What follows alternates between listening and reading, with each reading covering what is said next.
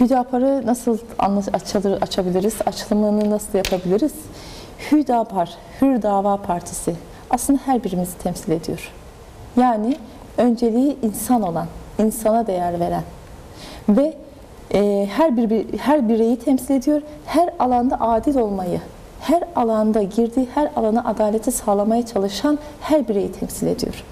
Önce insan, öncelik adalet şiarıyla yola çıkmış. İslam ile insanı şahsiyet, hürriyet ve kimliğini kazandıran, değeri kazandırmayı amaçlayan partinin adıdır Hüdapar. Şu an Hüdapar her yerde. Bölge bölge, işte ilçe başkanlarımız, teşkilatımızla birlikte her yerde, bölge bölge sahalarda. Biz durmadık, devam ediyoruz. 24 Haziran seçimlerde şu olaya çok şahit olduk. Yaptığımız ziyaretlerde olsun, standımızda olsun, işte teyzelerimizin, ablalarımızın gelip siz bu zamana kadar neredeydiniz sorusuyla biz çok şahit olduk. Bunlar bizi hem üzdü hem de sevindirdi. Çünkü biz o dönem kiminle oturup bir çay içtiysek karşımızdakinin sözlerinde ve dualarında güven ve samimiyeti hissettik. Hı hı. İşte o zaman anladık ki Hüdapar güven ve samimiyetti. Yalansız ve şu da çok önemli, abartısız. Hı hı. Sorunun cevabına dönecek olursak, partimizin tüm özelliklerini biz kendi kimliğimizde, yaptığımız çalışmalarda ve yapacağımız projelerde inşallah görmek mümkün. Hı hı. İnşallah programın içerisinde onlardan biraz bahsedeceğim. Evet. Allah razı olsun. Evet. Peki Şeyma Hanım, size de aynı soruyu yöneltmek istiyorum. Hüdapar'ı siz birkaç cümleyle anlatacak olursanız siz neler söylersiniz? Şöyle, Münevver Hanım'ın da dediği gibi Hüdapar önce insan, öncelik adalet şiarıyla 2012 yılında kurulmuş siyasi bir partidir. Hı hı. Önce insanların oluşturduğu toplumun sistemle değil, sistemin toplumun inanç ve değerleriyle uyumlu hale getirmeye çalışmaktadır. Bu temel değerleri siyasete taşımayı ve hakim kılmayı hedeflemektedir. Toplumun değer ve isteklerine kulak tıkayan bir siyaset anlayışı kör ve sağır bir siyaset anlayışıdır. Hı hı. Bu açıdan toplumun temel değerlerini, hak ve hürriyetlerini gözeten, buna eksen alan bir siyaset anlayışı olması gerekiyor. Ayrıca kapitalist ve toplumun inanç değerlerinden uzak bir siyaset anlayışı, bu şekilde olan bir sistemi insanlara, topluma entegre etmek, onlara zulmetmek demektir. Hı hı. Oysa ki oluşturulan bu sistemler insanlara, toplumlara zulmetmek için değil, onların hak ve hukuklarını gözetmek için, bunları inşa etmek için kurulmalıdır. Bu şekilde olması Kesinlikle. Gerekiyor. Hı hı. Öncelik adalet dedik. Hüdapar, adaletin yeniden tesis edilmesini birinci hedef olarak kabul ediyor. Çünkü adaletin olmadığı yerde zulüm olur, haksızlık olur, yolsuzluk olur. Nitekim biz bunları postmodern darbe, 28 Şubat olayları ve günümüze kadar gelmiş adaletsiz yargılamalarla açık bir şekilde görüyoruz. Evet. Ve adaletin gerçekten ciddi anlamda günümüzde gerçekten böyle bir söylem tam da aslında yerinde olmuş. Tam da insanlığın, toplumun ihtiyacı olan şey adalet. Evet. Onu öncelemeniz de gerçekten ayrıca çok isabetli olmuş, takdire şayan. Evet, Münevver Hanım, Hüdapar'ı yani bir sürü siyasi parti var. Hatta geçenlerde ben şöyle bir baktım isimlerine, inanın ki samimi bir şekilde söylüyorum size, ismini dahi yani duyduğum zaman bu da mı vardı dediğim, yani belki daha önceden duymuşum ama aradan zaman geçmiş, bir daha dönüp baktığım zaman bu da mı vardı dediğim partiler var. Yani bu kadar çok parti varken sizlere bu siyasi partilerden ayıran temel özellik nedir? Evet, söylediğiniz gibi birçok parti var ve bizim bu diğerlerinden farklı kılan iki tane faktör var. Birincisi yapımız, ikincisi amaçlarımızdaki önceliklerimiz. Bütün partilerin amaçları var ama önceliklerimiz farklı. Birincisini değinmek istersek yapımız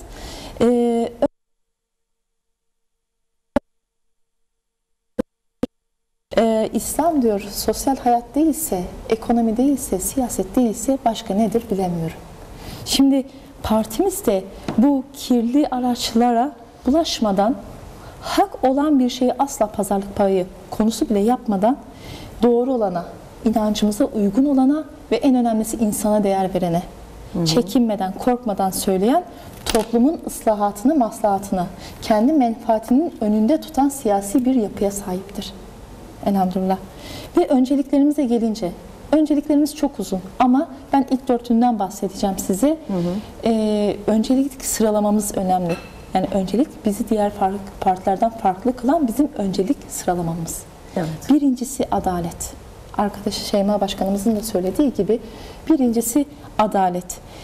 Çünkü adil olana Allah'a sözümüz var bizim. Adalet önemli. Ve şu anda günümüzde maalesef ki ona çok ihtiyacımız var. Her alanda adalete çok ihtiyacımız var. Evet. Bunlardan sadece ben birine değinmek istiyorum. Mülakat ve güvenlik soruşturmaları. Şimdi ben programın çıkacağımı bilgisi olan bir sosyal medyadan bir arkadaş bana yazdı. Abla dedi buna da değinir misin? Şimdi bu merhameti ve vicdanı olan her birey için sorumluluktur diye düşünüyorum. Bunların yanında olmak, haksızlığı dile getirmek, seslerine ses olabilmek sorumluluktur. Bir partimizin işi de budur zaten. Ve şimdi biraz değineceğim. Biliyorsunuz ki üniversite mezunu öğrencilerimiz var. Mezun olduktan sonra kamu personel sınavına tabi tutuluyor. Kamu personel sınavında tabi tutulduğunda eğer yüksek mevkiden bir tanıdığı yoksa, kamu personel sınavında 90-80 üzeri almış olsa bile kamu personel sınavından sonra mülakata tabi tutuluyor. Eğer bu öğrencimiz 80-90 üzeri almış olsa bile mülakatta eğer yüksek mevkiden bir tanıdığı yoksa maalesef bu puan 60'ın altına çekiliyor. Yani eğer aldığı puan yerleşmesine yeterli olmuyor. Yeterli olmuyor. 60'ın altına çekildiği takdirde de bunun tercih etme hakkı kalmıyor. Maalesef. Ya da bunun tam tersini gözlüyoruz. Yani kamu personel sınavından düşük almış ama bakıyoruz mülakatta 90 almış. Ve burada da çok fazla adaletsizlikler var. Ve bakın bu da çok önemli. Bir insanın geleceği, bir insanın kariyeri başka bir insanın inisiyatifine, başka bir insanın vicdanına terk ediliyor.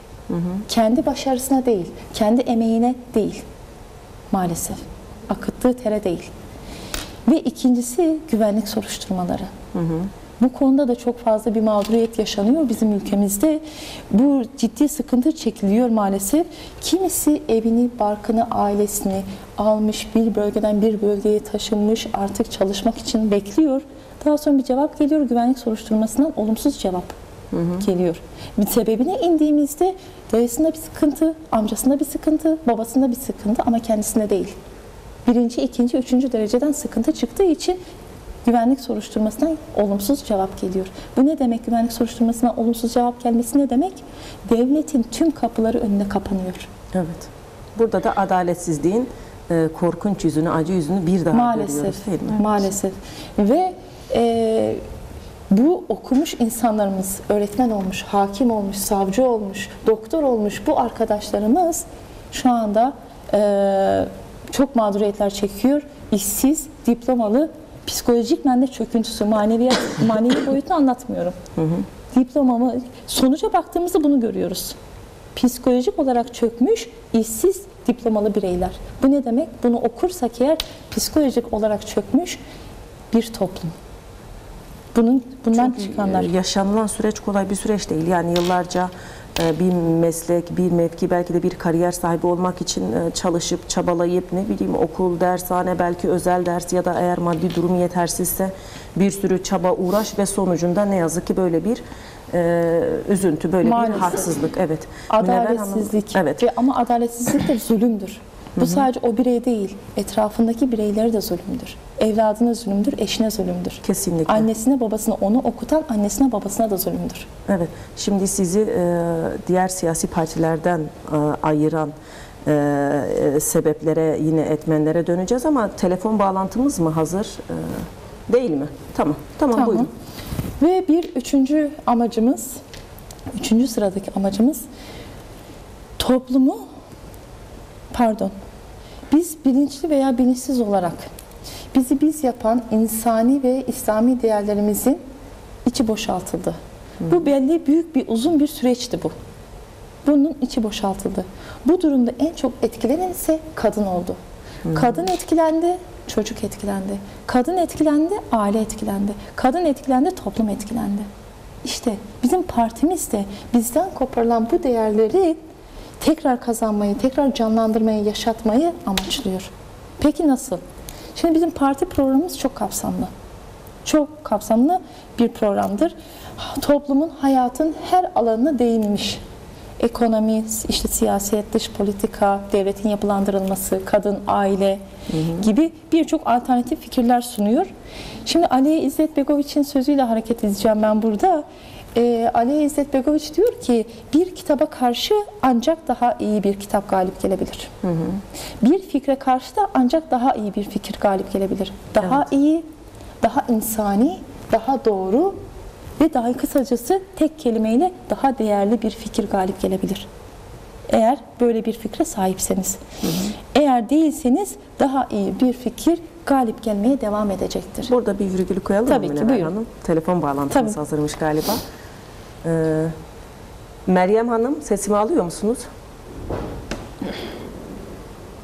Hür Dava Partisi GİK üyesi Meryem Kiraz hanımefendiye telefonla bağlanacağız inşallah. Meryem Hanım, sesimi alıyor musunuz? Evet Şükran Hanım, sesinizi aldım. Sesim geliyor mu? Evet, yayınımıza hoş geldiniz. Hoş bulduk, Allah razı olsun. Evet, 3. Büyük Kongre'de Hüdapar'ın kadın ve aileden sorumluluğu genel başkan yardımcılığı şeklinde bir yardımcılık birimi oluşturuldu. İlk öncelikle hayırlı olsun demek istiyorum. Hayırlara vesile olsun. Çok isabetli, çok yerinde olmuş. Gerçekten de kadın ve aile günümüzde gerçekten üzerinde çalışılması, projeler üretilmesi, yaraların sarılması gereken bir alandı. Bu anlamda gerçekten tebrik ediyorum sizleri ve hayırlı olsun diyorum. Ve siz bu yenilik ile nasıl bir mesaj vermek istiyorsunuz? Nasıl bir mesaj verilmek istendi bu yenilik ile? Buyurun. Ben teşekkür ediyorum Şükran Hanım. Allah razı olsun. Rabbim inşallah bu tür programlarda kendimizi tanıtmayı bizlere nasip eyler. Öncelikle sizlere ve ekran başındaki tüm izleyicilere Allah'ın selamıyla selamlamak istiyorum. Esselamu Aleyküm Rahmetullah ve Berekatuhu. Bismillah. Dediğiniz gibi Kadın ve Aile Yardımcılığı Başkanlığı'na Hür Dava Partisi son başkanlık seçiminden sonra kadın ve aileden sorumlu genel başkan yardımcılığı şeklinde bir yardımcılık birimi oluşturulması ile parti olarak kadına dair çalışmalarımızda kadınları daha iyi anlayacağı ve temsil edileceği ve o alanda araştırmalar yapılıp eksiklikleri giderme konusunda yeni projeler ile ülkeyi daha refah bir düzeye getirilmesi hedeflenmiştir. Evet. Hüdapar Kadın ve Aile Başkanlığı öncelikle ailenin korunması, evliliğin teşviki, ailenin sorunlarının nedenleri ve çözümü konusunda çalışmalar yapmak ve yeni projeler üretip uygulama amacıyla da kurulmuştur. Şöyle bir örnek vermek istiyorum size ve değerli izleyicilerimize. Buyurun. Bir erkeği terbiye edin, bir insanı yetiştirmiş olursunuz. Bir hanımı terbiye edin, bir aileyi, hatta bir toplumu yetiştirmiş olursunuz denilmiştir. Aynı zamanda Üstad Bediüzzaman çocuğun eğitim gördüğü ilk sınıf anne yüreğidir demiş. Anne bir mekteptir. Sözü de bu hakikatin bir ifadesidir. Şükran Hanım, annenin ağzından çıkan her bir kelime çocuğun şahsiyeti inşasında kullanılan bir tuğla mesabesindedir. Kadın toplumun annesidir. Anne bozulursa toplumu ayakta durma imkanı yoktur. Bununla beraber evlilik bir kaledir. Bu kaleyi de ancak güçlü ve sağlıklı kadınlar inşa eder. Bizler de bu düsturla yola çıktık. Yani kadını inşa ettiğin zaman toplumu da inşa edeceksin. Yine Hüdapar ailenin tahribi ve özellikle doğum oranlarında düşüş olmasına dikkat çekip akıbetimizi tehdit ettiğini gözlemlemekte. Bunlara karşı toplumu bilinçlendirme ve geleceğimizin yatırımı olan nesilleri yetiştirme gayreti sarf etmektedir. İstatistiklere göre her geçen yıl doğum oranları düşmekte, bu da bizi derinden üzmekte. Hüdapar olarak sağlıklı nesiller ve aileler şiarımız olacak inşallah. Evet. Yine Hüdapar kadın teşkilatlarının yaygınlaştırılması, etkin hale gelmesi için teşkilat başkanlığı ile koordineli olarak gerekli çalışmalar yapmak için de oluşturulmuştur. Şükran Hanım, yine size ve izleyicilerimize şunu anlatmak istiyorum. Hüdapar, kadınların aile yapısıyla siyasette aktif bir şekilde ilerleyebileceğinin örnek çalışmalar ile göstermek gayesiyle de yola çıkmıştır. Yani bir kadın hem evini, hem ailesini, hem de siyaseti yapabileceğini inşallah gösterecektir Hüdapar'ın kanalıyla. Kadınlar hem siyaset sahasında olacak, hem sağlıklı nesiller yetiştiren aile yapısıyla örnek olacaklar inşallah. Hüdapar, kadının asli görevi olan anneliğinden taviz vermeden çalışma alanlarının oluşturulması, aynı zamanda kadının amirliğinden ve eşiğinden taviz vermeden de istihdam oluşturulmasını da hedeflemektedir. Yani bir anne çalışırken veyahut da siyasette aktif haldeyken evinden, çocuğundan, eşinden feragat etmeyecek, onlardan taviz vermeyecek, onların eğitimiyle de, onların yetiştirirken de birebir ilgilenecek inşallah. Şükran Hanım, Hüdapar, kadınların çalışma ortamının inanç ve toplumsal değerlere uygunluğunu sağlaması için de çözümler üretilip bu projelerin uygulanmasına gayret sarf edilecektir. Çalışma ortamı inanç değerlerimizin ve toplumsal değerler ile çatışmaması en doğal hakkıdır. Hani bugün günümüzde kadınlar çalıştıkları zaman inanç ve toplumsal birçok değerinden taviz vermek zorunda. Ama inşallah bizler bunu projeler ile önüne geçeceğiz inşallah. Yine Şükran Hanım, Hüdapar, ekonomik sömürüyü engellemek, toplumda boşanmayı teşvik eden sebepleri belirlemek ve kadın istismarı konularında ilgili STK'ların işbirliğiyle rapor hazırlama ve önleyici tedbirler sunmak ve buna yönelik çözüm odaklı projeler üretmek amacıyla da oluşturulmuştur. Son yıllarda belki sizler de buna çok iyi şahit olmuşsunuzdur ki programlarınızda da konuklarınızla bunu paylaşmıştınız ki boşanmalar her geçen gün artmakta ve sağlıklı nesiller her geçen gün yetişememekte. Yani bizler teknoloji çağında aileden ve çocuklarımızdan vazgeçmek zorunda değiliz. Hüdapar olarak biz diyoruz ki hem sağlıklı nesiller, hem sağlıklı bireyler, hem sağlıklı evlilikler inşasında da inşallah bizler vesile olacağız. Şükran Hanım, yine Hüdapar, kültür ve ahlaki yozlaşma, inanç düşmanlığı, şiddet ve müstehcenlik unsurlarının ön plana çıkarılmasının zararlarını tespit edip bunlarla mücadele kapsamında halkı bilgilendirmeye ve hassasiyet oluşturma çaba ve gayretinde olacaktır. Hüdapar olarak tesettürün hayatın her alanında serbest bırakılması, anayasa güvencesi altına alınması, kadının okuryazarlığı ve eğitim düzeyinin yükseltilmesi ve koruduğu değerleriyle sosyal hayatta katılmasını sağlamak için imkanlar oluşturulmasını hedeflemektedir. Belki izleyicilerimiz şöyle bir soru soracaklar. Şu an başörtüsü serbest değil mi? Evet, başörtüsü serbest ama anayasa güvencesinde değil. Dün andımız da kaldırılmıştı ama anayasa güvencesine alınmadığı için şu an keyfi bazı kararlar ile tekrar andımızın yasallaştırılmaya çalışıyor. İşte bizler de bunun önüne geçilebilmesi için diyoruz ki başörtüsü, tesettürümüz her yerde serbestliği anayasa güvencesi altına da alınmalıdır. Evet. Yine evlenmeyi kolaylaştırmak, toplumumuzda evlilik yaşı her geçen gün sizin de dikkatinizi çekmiştir ki artmakta. Her geçen gün yaşlı evlilikler olmakta veyahut da evlilikler dahi ertelenmekte ki bu da bizim toplumumuzla ters düşen bir ilişki. Çocukların istismar edilerek sokakta çalıştırılmaması, çocuk yardımı ve ailelerin ev sahibi olması gibi aile koruma projelerini geliştirmek ve halkın her kesiminde her ailenin maddi manevi ihtiyaçları gözlemleyip onlar için projeler üretmek de hedeflerimiz arasındadır. Yani zenginin zengin, fakirin fakiri veyahut da imkanları olan bir öğrenciyle imkansızlıklar içinde okumaya çalışan öğrencilerle aynı hakkı vermeyeceğiz. Eğer ki bir öğrencinin imkanı yoksa ona devlet destek çıkıp onu ileride en iyi okullara, en iyi üniversitelere gitme imkanlarını sağlamalıdır. Yine anne ve çocuk sağlığı üzerinde önemli durulması bizim inşallah Teala parti olarak gündemimizde olacak. Bu konu hakkında toplumu bilinçlendireceğiz. Toplumsal hassasiyeti oluşturulması için çalışmalarda bulunacağız. Ve bu bizim başkanlık sistemi bu amaç ile de oluşturulmuştur. Yine Hüdapar olarak uluslararası platformlarda genel anlamda kadınlar ile ilgili konular İslami ve insani ölçülerde değerlendirilmeyip bir batı eksenli projeler dile getirilmekte. Bizler bu bağlamda İslam ve insan eksenli projeler ve çalışmalar yapmayı hedefliyoruz. Neden bizler de yeni projelerle dünya gündeminde olmayalım? Neden Müslüman kadın da dünya gündemini belirlemesin? İnşallah bizlere imkan sağlanırsa Şükran Hanım, bunun gibi burada size sayamadığım birçok projelerimiz var.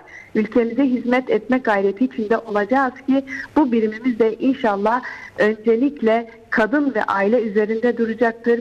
Çünkü kadını inşa edersen sen toplumu inşa edersin, toplumu inşa edersen dünyayı inşa edersin. İnşallah şiarıyla yola çıktık. İnşallah. Evet. Bu söylediğiniz şeyler gerçekten çok değerli, toplumumuzun çok acilen ihtiyaç duydukları ve bunları kadınların elleriyle, kadınların düşünce ve fikirleriyle hayata geçirilmesi de ayrı bir güzellik olacaktır. Biz de bu söylediklerinizin hayata geçirmeniz için elinize inşallah imkan ve olanak geçer ve bunları hep beraber görürüz ve tekrardan inşallah konuşuruz diyoruz Meryem Hanım. Çok teşekkür ederiz.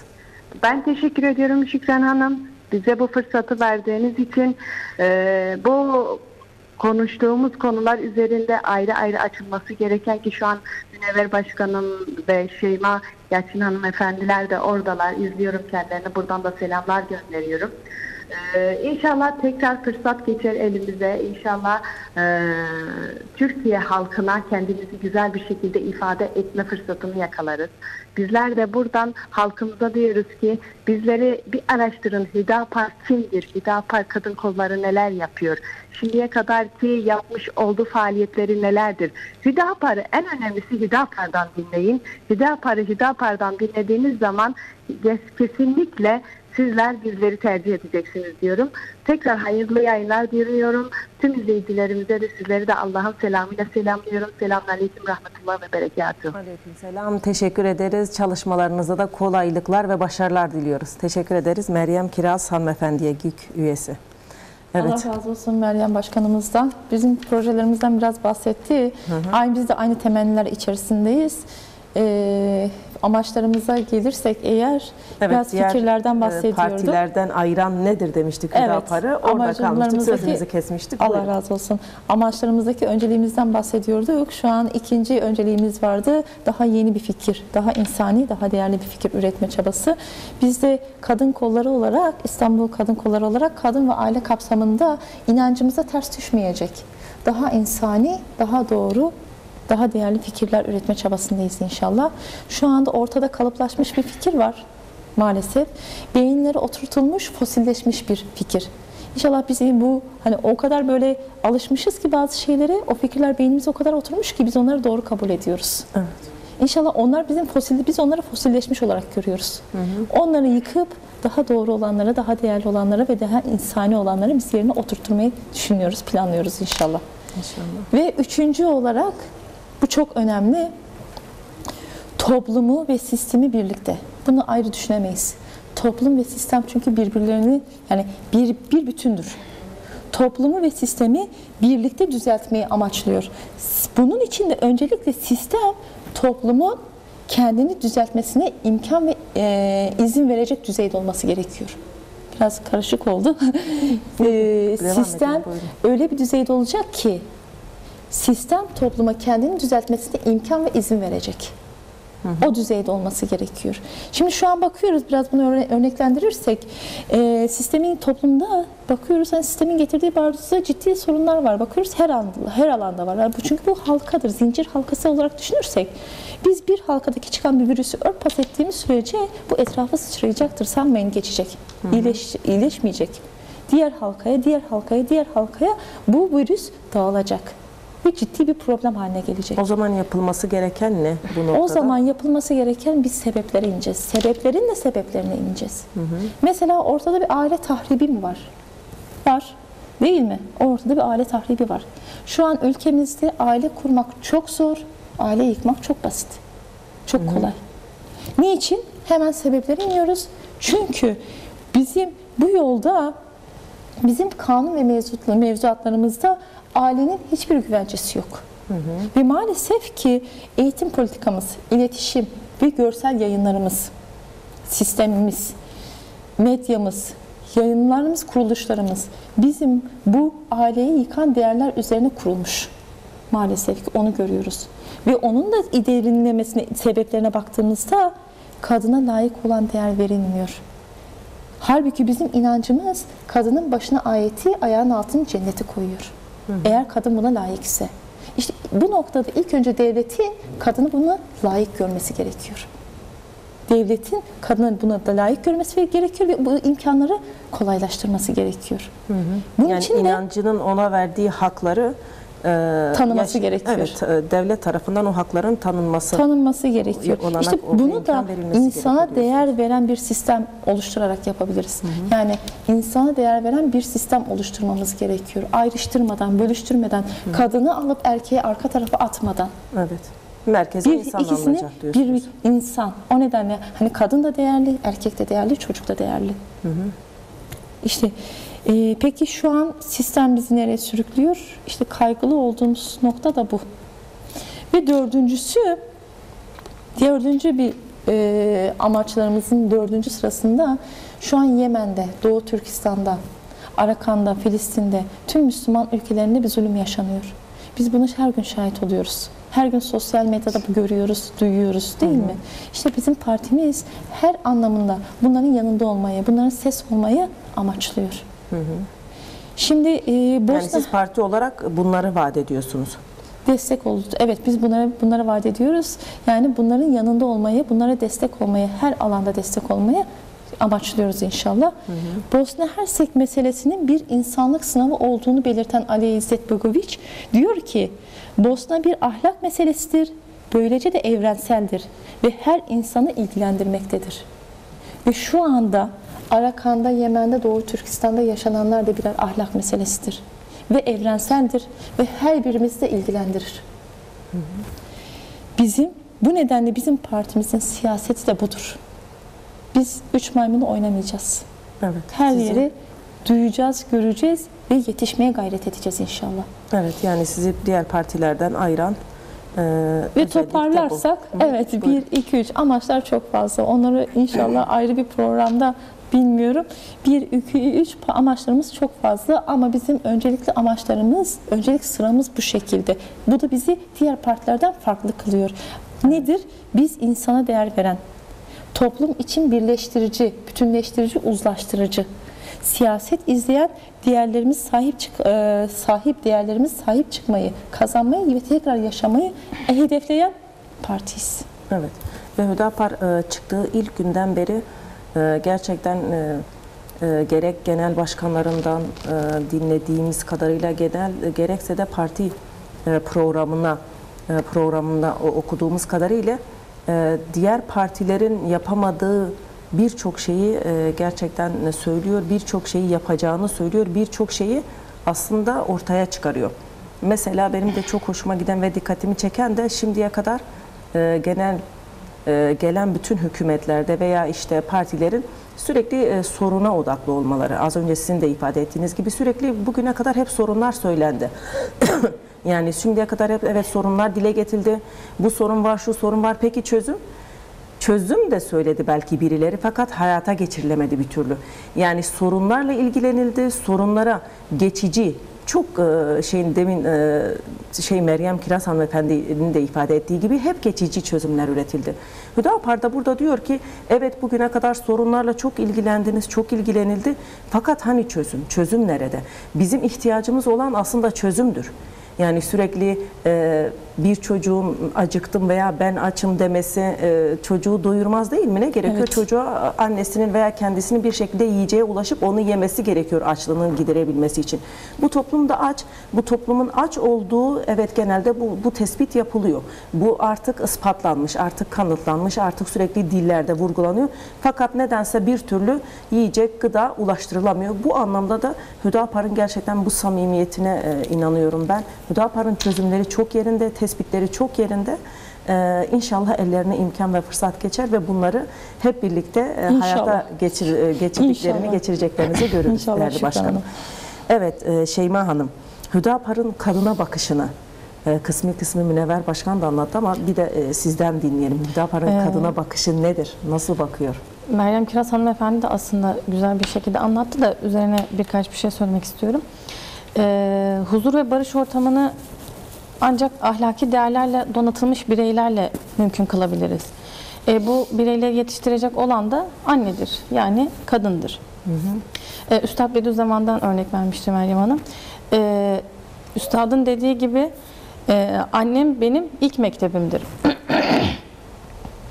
Kadının hak ettiği değeri görmesi ve asli vazifesini yerine getirmesi partimizin öncelikli sosyal politikalarındandır. Yani bunlara örnek verecek olursak, kadın sosyal alanda çalışarak aile bütçesine katkıda bulunurken aynı zamanda ailesini de ihmal etmemesi gerekiyor. Bunun için bu çalışma hayatına, çalışma saatlerine ve ortamına gerekli düzenlemeler getirilmesi gerekiyor. Yani kadın çalışsın çalışmasın kısmında değilsiniz siz. Kadın çalışabilir ama kadının çalıştığı ortam kadının yapısına, kadının fıtratına uygun olması gerekiyor. Evet. Onu diyecektim. Bu düzenlemeler yapılırken inanç ve toplumsal değerler göz önünde bulundurulmalı. Kadının fıtratına uygun, onun çalışabileceği işler olmasına dikkat edilmesi gerekiyor. Kadınlar bize Allah'ın emanetidir. Yani biz nasıl bize verilen işte en ufak bir emanete dahi ihanet etmiyorsak bu emanete de ihanet etmememiz gerekiyor. Yani Hüdapar'ın bakış açısı bu anlamda kadına emanetçi gözüyle, yani İslam'ın bakış açısı. Aynen öyle. Ama işte modernizm ile birlikte kadın artık bir meta gibi kullanılıp sömürülüyor. Bunu görüyoruz. Bunun önüne geçilmesi ve kadına yönelik şiddet özellikle son zamanlarda bir hayli arttığını görüyoruz. Evet. Kadına yönelik şiddetin de engellenebilmesi için gerçekten caydırıcı ve gerekli düzenlemeler yapılması gerektiğini söylüyoruz. Evet. Peki farklı olarak neyi vaat ediyorsunuz kadınlara Münevver Hanım? Yani kadınlara farklı olarak, gerçi değindiniz yani konuşmalarımız esnasında değindiniz Şeyma ama. Hanım'ın söylediği gibi tabii ki kadının biz çalışmasına kesinlikle karşı değiliz. Biz öyle bir şey, algı kesinlikle oluşmasın. Hatta tam tersine kadın kendisini geliştirmesi gerekiyor. Hatta her bir insanın kendisini geliştirmesi gerekiyor. Ne diyor Peygamber Efendimiz?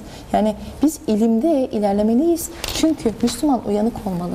Biz bilmeliyiz, geliştirmeliyiz. Yani tamam biz onların hani biraz bazı söylenen laflar biraz değiştiriliyor, farklı kılıflara sokuluyor. Ondan sonra işte bunlar bu parti bunu söylüyor. Bizim öyle bir şey yok. Evet, o zaman yanlış şurada, algı oluşmasın. şurada yani. bir netlik kazanalım, bir netlik ortaya koyalım. Yani Hüdapar kadın çalışsın veya çalışmasın demiyor. Kadın geliştirsin kendini, ilim öğrensin. Evet, o ayrı. Kesinlikle. Ama eğer kadın hani çalışması gerekiyorsa tabii ki onun için ortamının ortamlar uygun olması oluşturulsun. gerekiyor bunun ama için. şimdi olsun ama yok şu anda hani diyorlarken biz onlar da bunu savunuyorlar. Yok ama olsun, oluşturalım.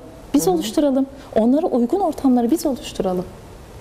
aslında bu anlamda siz demin ifade etmek istediğim şekilde yani aslında sorunu söylüyorsunuz, sorunla beraber çözümü de aslında söylüyorsunuz.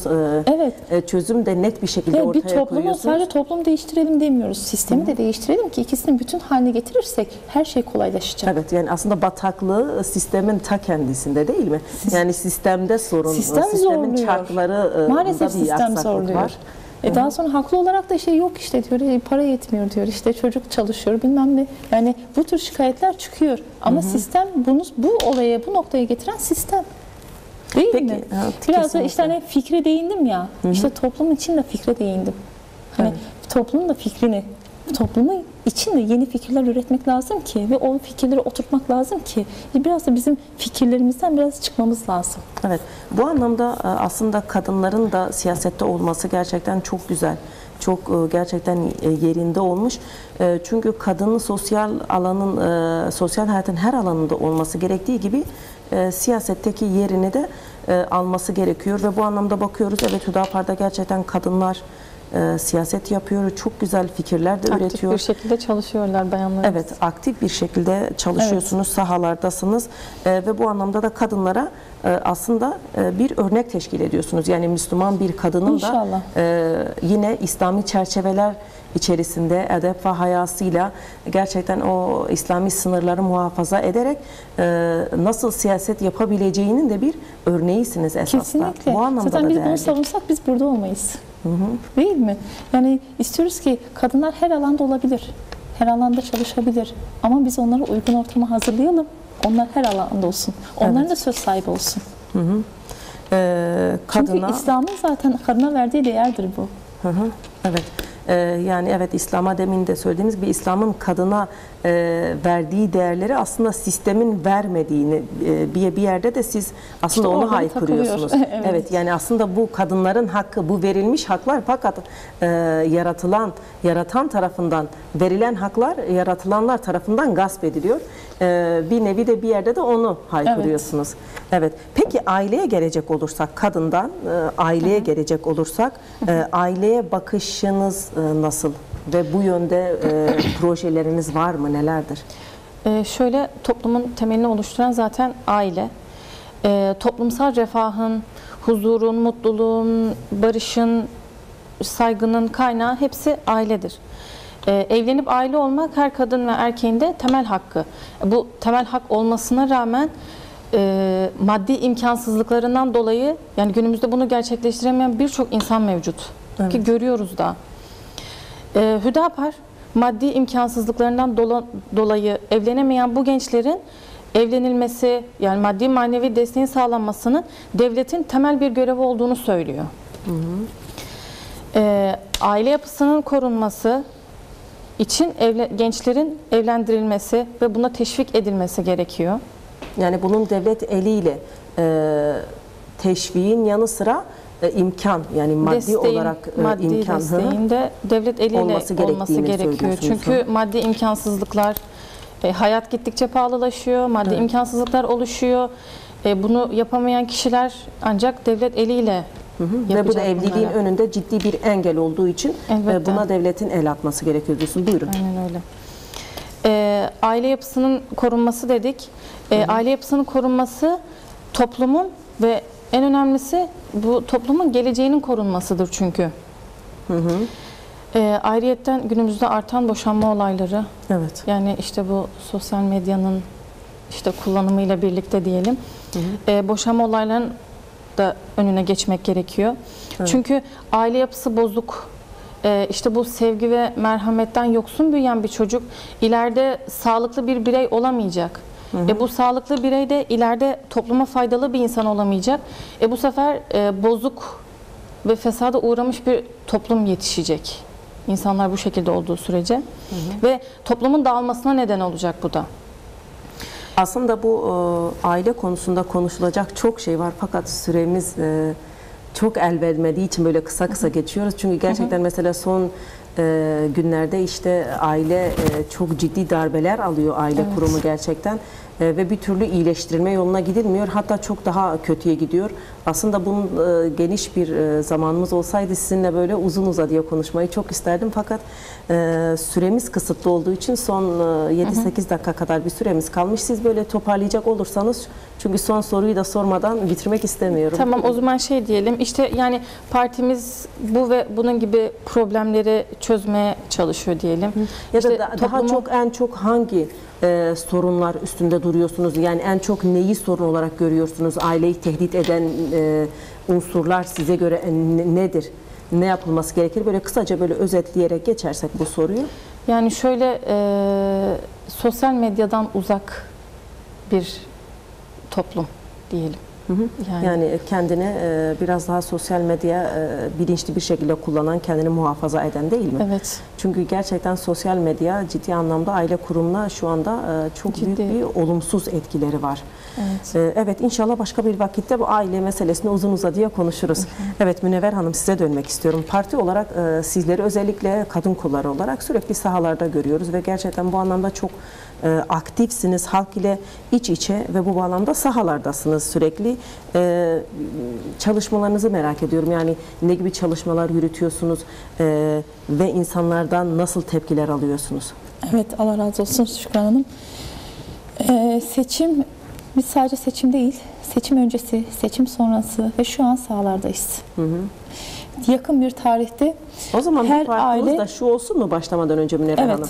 Yani sadece seçime endeksli, sadece Öyle bir şey seçimden yok. seçime esnaf ziyareti yapan veya insanları ziyaret edip seçimden sonra ortadan kaybolan bir parti değiliz diyorsunuz. şu anda her zaman, hatta seçim sonrası da, hatta seçimin ertesi günü de bizi sosyal medyada görebilirsiniz.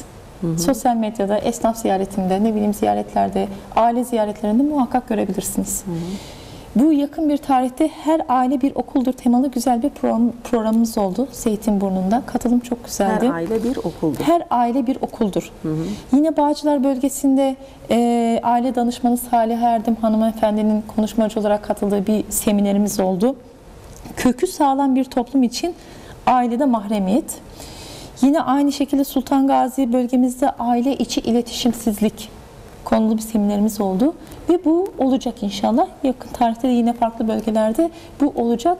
Bakarsanız aile. Hepsi ne aynı nokta, aile noktasında birleşiyor. Niçin? Şimdi boşanmaların artarak, boşanma oranları artarak devam ediyor. Eksilerek devam etmiyor. Dikkat edin. Artarak devam ettiği, gençlerimizin evliliği hep bir ileri tarihi attığı ve çocuklarımızın, eşlerimizin mutluluğu dışarıda arar olduğu şu günümüzde biz de kadın kolları olarak toplandık. Dedik bu kaygımızı dile getirdik. Ne yapabiliriz? Ve ne yapıyoruz? Eşler arası muhabbeti, eşler arası itaati, iletişimi, evliliği bütünleştirici, birleştirici, uzlaştırıcı projeler yapma gayreti içerisine girdik. Evet, yani sorunu tespit ettiniz. Aile Evet. gerçekten İçerisinde sarsılan bir kurum ve hemen Kesinlikle. çözüme yönelik bilinçlendirme seminerleriniz, programlar çok yapıyoruz güzel. şu anda. Artık şu Batı'nın bölücü şey var ya, izm felsefesi. Bu izm felsefesini yıkıp böyle daha birleştirici, bütünleştirici, uzlaştırıcı fikirler çıkarmaya fikirler çıkarma çabasındayız. Evet, toplumumuza Çünkü uygun. bizim toplumumuza uymuyor bunlar. İnsana değer veren, daha doğru, yıkıcı değil uzlaştırıcı programlar ve projeler çıkarma çabasındayız. Amacımız huzur dolu yuvalar, sağlıklı bireyler yetiştirmek. Bunun yanında aynı kapsam içerisinde biz gençlerimizle buluşuyoruz. Gençler bizim için önemli. Gençlerimiz, yeni nesil fikirleriyle, çalışmalarıyla, yeniliğe açık oluşlarıyla bizim için çok dinamik. Peki onlara yönelik bir Onlarda çalışmanız, inşallah faaliyetleriniz düşüncelerimiz var var. mı? Hayata geçireceğiz. Hayata geçirince inşallah siz bunu sosyal medyadan takip edersiniz, görürsünüz muhakkak. Ama biz onları fikirlerini alıyoruz. Her çalışmalarımızda bizim gençlerimiz var. Gençlerimizden faydalanıyoruz. Çünkü bizim bu gittiğimiz yolda gençlerimizin bize çok verimli olacağını ben kalben inanıyorum. Evet. Yani gençlerimizin fikirlerinin. Bunun dışarısında ziyaretlerimiz var. Şehit ailelerine ziyaret ediyoruz. Bölge bölge tüm işte ilçe başkanlarımız, teşkilatlarımız, Allah razı olsun hepsinden çalışıyorlar. Ziyaretlerimiz var. Şehit aileleri bizim için çok kıymetli. Şehitlerimiz bizim için çok kıymetli. Onların düzenledikleri programlara mutlaka iştirak etmeye gayret ediyoruz. Yusufi ailelerimiz var. Onları ziyaret düzenliyoruz. Yusufileri ailelerimizin durumu gerçekten o da ayrı bir mağduriyet. O da bir program alır diye düşünüyorum eğer konuşulsa. Yıllarca devam eden bir mağduriyet söz konusu. Biz de onları yalnız bırakmıyoruz. Parti olarak yanlarındayız. İhtiyaç sahibi Müslüman kardeşlerimizin kapılarını çalıyoruz. Hal hatırlarını soruyoruz. Dualarını alıyoruz. Bunun yanında sivil toplum kuruluşlarına aylık ziyaretlerimiz var. Yakın bir tarihte Meryem Kiraz Başkanımız Doğu Türkistan Nuzugu'nun Kültür ve Aile Derneği'ne ziyarette bulundular. Bulunması gerekiyor. Bu sivil toplum kuruluşlarına aylık bizim ziyaret programlarımız var. Onlar da sıkıntılarını dile getirdiler. Türkiye'de yaşadıkları eğitim, sağlık, birçok alanda yaşadıkları sıkıntıları bizimle paylaştılar. Ve çok ciddi sıkıntılar yaşıyorlar. Sizin Evet. vesilenizle gerçekten duymuş olduk. Bugün de yürüyüş var, hatta inşallah programdan sonrası oraya katılmayı düşünüyoruz. Ve dernek başkanı Münevver Hanım Çin zulmünden bahsetti. Evet. Çin'de insanın kanını donduran olaylar yaşanıyor şu anda. Fakat çok tuhaftır ki bu uluslararası gündemde bile gündem edilmiyor. Bilinçli veya bilinçsiz bunu gerçekten bilmiyorum. Evet. Ama bu gündem edilmiyor şu anda. Bilerek değil mi? Bilmiyoruz yani, bunun bilinçli mutlaka bilerektir diye tahmin ediyoruz. Bizim de tahminlerimiz bu yönde. Fakat dernek başkanı Münevver Hanım şöyle söyledi: Doğu Türkistan'da ümmet bitiyor. Şehit olan yakınlarımızın cesetlerinin nerede olduğunu bilmiyoruz diyor. Bu ümmete bir sesleniştir. Ümmete bir haykırıştır. Ayıbı değil mi Münevver Hanım? Bu ve ayıbıdır da. Evet, bizim bir ayıbımızdır. Yani biz bunu bu şekilde okuyoruz. Evet. Yani ve kadın kolları olarak da ziyaret ediyorsunuz. Onların yanında edeceğiz inşallah. Onların yaptığı programlara da katılmaya çalışıyoruz. Biz bunu medyada da paylaşıyoruz. Hatta izleyicilerden de destek istiyoruz. Bu bizim ortak sıkıntımızdır. Evet. Sadece bize has değil, bu bizim ortak derdimizdir. Ve kadınların elleriyle bunun yapılması, kadınların merhem götürüp o gerçekten yaralarını sarması daha bir anlamlı değil mi? İnşallah, evet, mutlaka öyle. Son 2-3 dakikamız var, böyle hem toparlama hem devam edelim, hem de toparlarsak eğer biz heyecanımızı yitirmedik. Bir de Münevver Hanım, bir basın açıklamanız olmuştu erken evlilik mağdurlarıyla. Erken evlilik mağdurlarıyla ilgili, evet, o da bir yaşanan bir mağduriyet. Gerçekten 18 yaş altı evlilikler, yani 18 yaş biz erken evlilik savunmuyoruz. Öyle bir yanlış algı oluşmasın. Ama 18 yaşın altında sevmişler, ailelerinin rızası var ve bunlar evlenmişler. Tamam, ailenin rızası var. Resmi nikah var mı? Resmi nikahları da var. Tamam. Hani bunda bir peki sıkıntı olan nokta, evlendikleri için erkeğin cezaevine konuluyor. Ve cezaevine konulduğu koğuş da tecavüzcülerin bulunduğu koğuş. Yani ikinci bir ayrı bir mağduriyet. Ya bu biraz daha geniş kapsamlı bir konu. Biz bunun basın açıklamasında dile getirdik. Evet. Fakat çok tuhaftır ki beraber hayat sürenler, evlilik, hani resmi nikah olmayıp da beraber nikah sürenlere birliktelik sürenlere bakıyoruz ki hani onlara bir söz yok.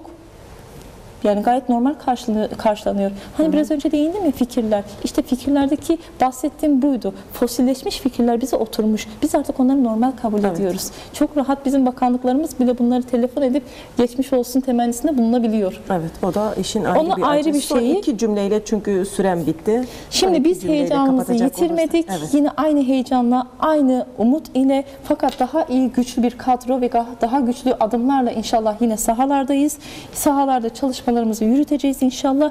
Sıkı bir çalışmanın yerine hiçbir şey almaz. Deha %1 ilham ve %99 terdir.